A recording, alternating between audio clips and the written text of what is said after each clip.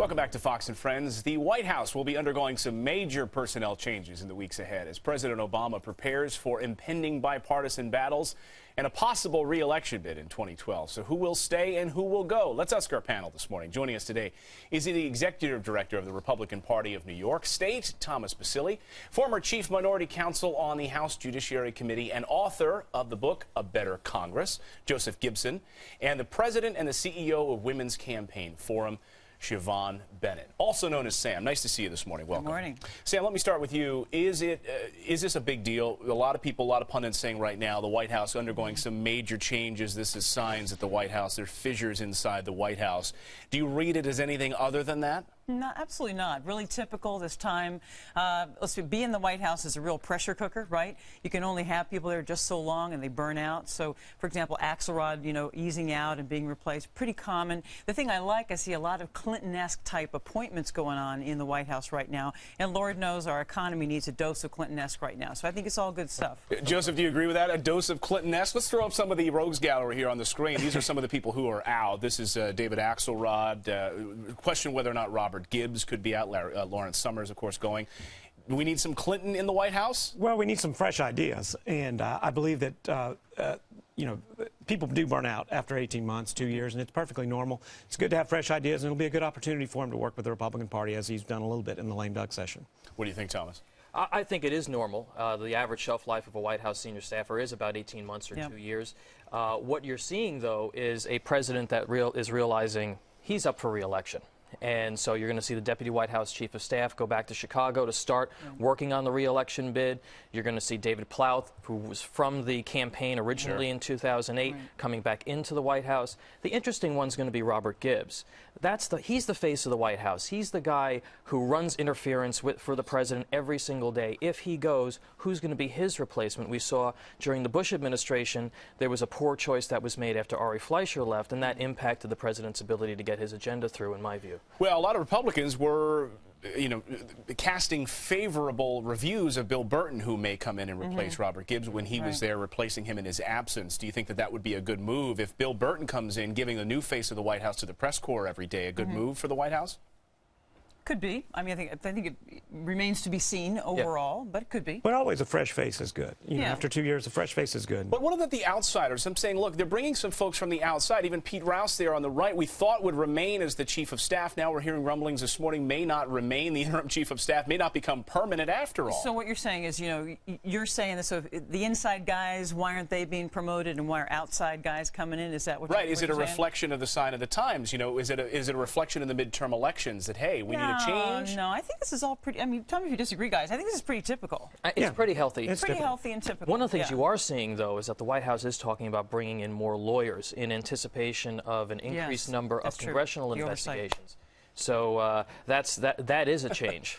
So we're going to see a number of subpoenas. We're going to see a number of lawyerly litigation this next term. Well, I hope that the Republicans don't make the mistake of turning this into a one trial after another, one hearing after another. They need to be seen as helping to create jobs and doing the things that they were elected to do, rather than going after the White House. I agree with that, but I think it is normal that you're going to have more oversight when you have a change of party in the House. So sure. And many Americans would say that's a good thing. You guys are going to stick around, and we're going to continue this discussion because we're going to talk about the White House patting themselves on the back for all that they've accomplished this year with a new video. But what about all that they haven't done, like create jobs and close Gitmo, all of those promises? I'll read that as another word. Thank you.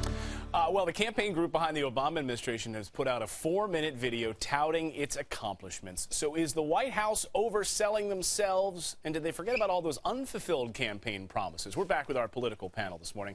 Thomas Basile, Joseph Gibson, and Sam Bennett. Nice to see all of you. All right, Thomas, let me start with you. You put out a video of all of their accomplishments, some of the lists: the Fair Pay Act, Children's Health Reform, Recovery Plan, Credit Reform, Supreme Court picks, health care reform, ended Operation Iraqi Freedom, new overhaul bill, passed the START treaty, and Don't Ask, Don't Tell. I think almost all of those were accomplished in the last few weeks. That's a pretty big laundry list. Shouldn't they be out there promoting what they've accomplished? By the way, I didn't see any Fox News coverage that included in that video that they put out. But yeah, let's give credit where credit is due. The president has accomplished a great deal. He's spent more money that we don't have in less time than any president in American history. So that's something that they should More be than Bush? Absolutely. In 2 years, absolutely. And so I think that what you got to look at is whether the American people, particularly the middle class, are feeling the impact of all of these programs. They make for very good Rose Garden signing ceremonies, but are they actually creating jobs? And I think the answer to that is no. Joseph, you disagree or you agree? Well, the great unkept promise is jobs. He hasn't created the jobs. He's delivered all these massive regulatory bills, but all they've done is kill jobs by creating uncertainty for the job creators. And then when he produced a tax bill that actually could create some jobs, he looked like he just lost his best friend. So, you know, if he doesn't go down the right, if he keeps going down this road, he's not going to win in 2012. You disagree, Sam? Oh, I could not disagree more. I mean, the poor guy walks in, right? Nice young man, beautiful family, walks in, record deficit, right? 2 wars he didn't start. And then on top of that, we have the Great Recession. The guy has been cool under fire. He has been calm, cool, collected. And I will admit, he probably should have passed that jobs bill before the health care bill, right, which is a historic piece of legislation.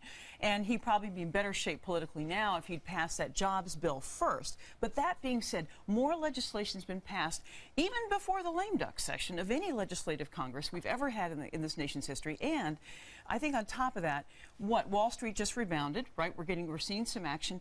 That mess takes a long time to get out of. Come on, guys. There's a difference, though, between passing a bill and the policy actually helping people. And they passed a lot of bills, but there's less evidence well, Joseph, you bring up a great point, because as we sat here and talked with a former Clinton advisor about this as well, you know, it takes some time. It takes about 6, 9, maybe even more months than that to actually see some of what's passed take hold.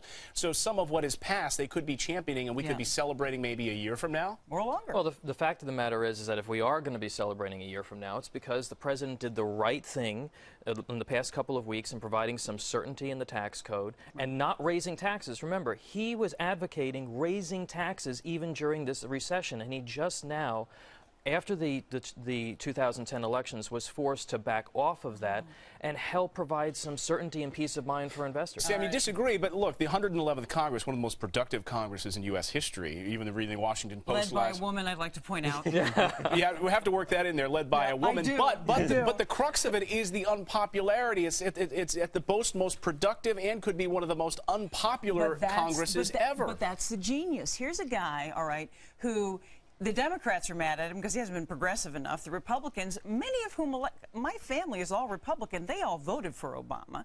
So he's been willing to do what he needed to do to stay the course, risk being unpopular. It takes a lot of political will to do that. Well, maybe we found some sort of Christmas passion here in the center. We all kind of came together. Maybe we can have Republicans and Democrats That's because they both have red ties and I'm a red jacket. Well, we all support Christmas. So. That's right. Well, thanks, guys. Merry Christmas. Thank you for joining us. Merry Christmas. Thank you. Thank you. Coming up.